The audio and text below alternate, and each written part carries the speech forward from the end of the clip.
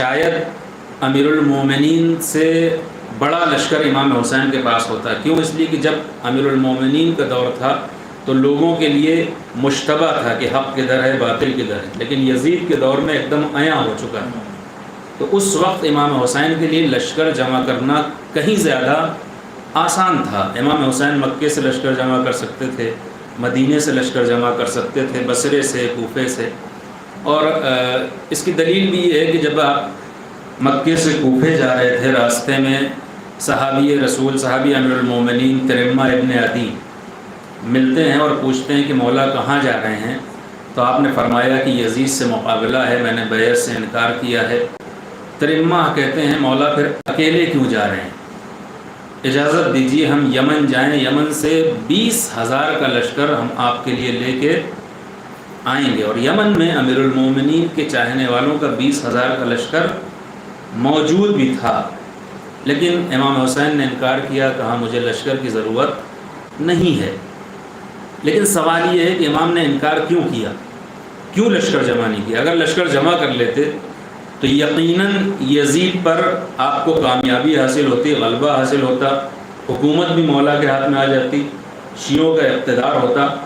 لیکن کیوں مولا نے ایسا نہیں کیا؟ خود سیرت امام حسین علیہ السلام اور یا بعض مقامات پہ امام نے ظاہر کیا ہے کہ مقصد کیا تھا امام کا۔ دیکھیے امام حسین علیہ السلام خود اس کا جواب اس طرح سے دیں گے کہ دیکھو ہمارا مقابلہ یزید سے نہیں ہے، ہمارا مقابلہ یزیدیت سے ہے۔ اگر یزید سے مقابلہ ہوتا تو میں لشکر جمع کر لیتا اور یزید کو شکست بھی دے دیتا، حکومت بھی حاصل کر لیتا، لیکن 50 سال کے بعد پھر ایک یزید اٹھتا، 100 سال کے بعد پھر ایک یزید سر اٹھاتا، 200 سال کے بعد پھر ایک یزید سر اٹھاتا۔ مجھے یزید کو یہ ختم نہیں کرنا ہے، قیامت تک کے لیے مجھے یزیدیت کو بے نقاب کر دینا ہے۔ میں یزیدیت کو اتنا بے نقاب کر دوں گا کہ خود یزیدی ہو کے بھی خود کو یزیدی کہنے میں شرم محسوس کرے گا۔ ایک صلوات پڑھ دے محمد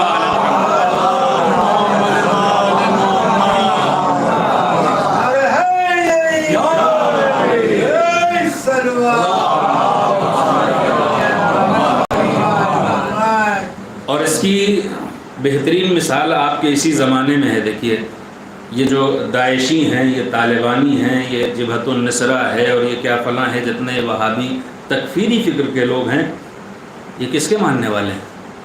کس آئیڈیالوجی کے ماننے والے ہیں؟ کس مکتب فکر کے ماننے والے ہیں؟ سب کے سب یزیدی۔ انہوں نے بھی وہی ظلم کیا ہے جو کربلا میں لشکر یزید نے کیا تھا، بے گناہوں کے گلے کاٹے۔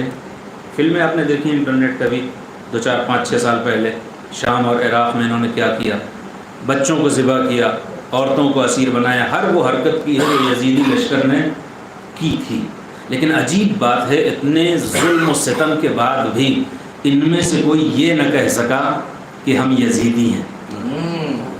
آپ اس مجمع میں سے ایک چھوٹے سے بچے کو بھی اٹھا کے کہیے، فخر سے کہے گا کہ ہم حسینی ہیں۔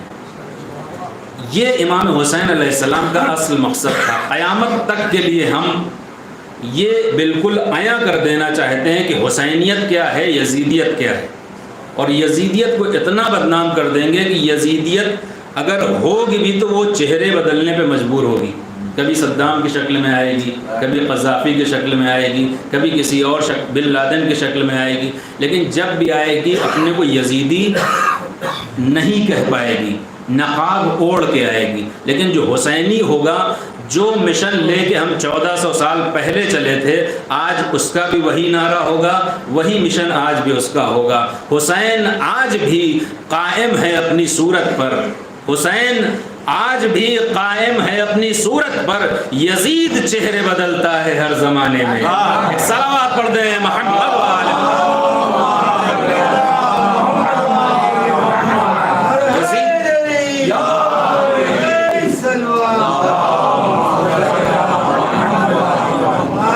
یزید مجبور ہے کہ چہرے بدل کے آئے، لیکن جو حسینی نمائندہ ہوتا ہے وہ بالکل وہی نعرہ جو امام حسین نے دیا تھا، ہیہات من الذلہ، وہی نعرہ ہر حسینی کا ہے۔ ہم گردن کٹا تو سکتے ہیں لیکن سر جھکا نہیں سکتے۔ یہ حسینی